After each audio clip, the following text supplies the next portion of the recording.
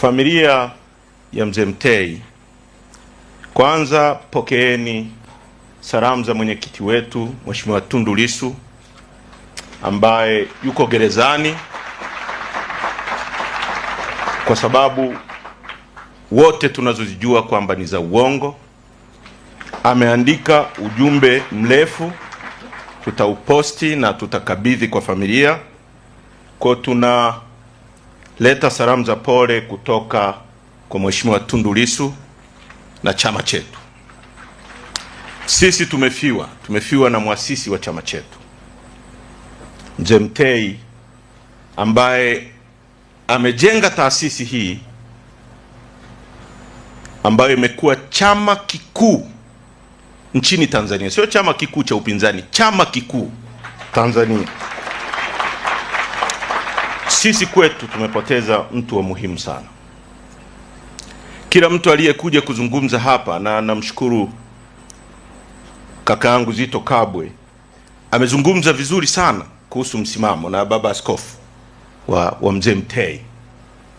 Kwa wale mnaotuona sisi Chadema na misimamo yetu, ni kwa sababu ya DNA, vinasaba vya muasisi wa chama chetu. DNA yetu sio kufitin kwamba jambo lifanyike rahovyo sisi tutafute njia ya kufitin. Sisi hatuko hapo.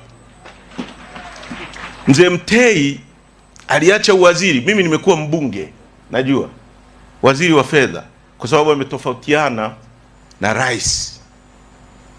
Na sasa hivi baba askofu ingekuwa hatari, kwa sababu angeweza kupotea au lolote lingempata. Aliacha uwaziri. Nani anaweza kuacha uwaziri leo?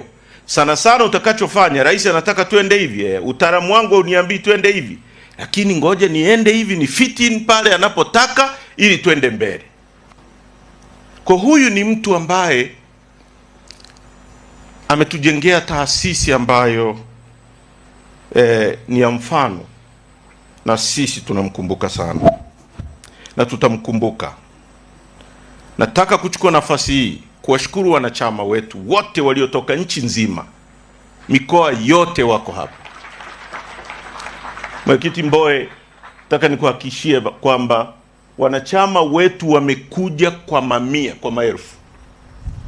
Viongozi nchi nzima, pamoja na mateso wanayopitia, kwa sababu nimeona hapa watu wanasema tutofautiane kwa sera. Sasa hivi ukitofautiana kwa hoja ndio unapotea, watu wanapotea.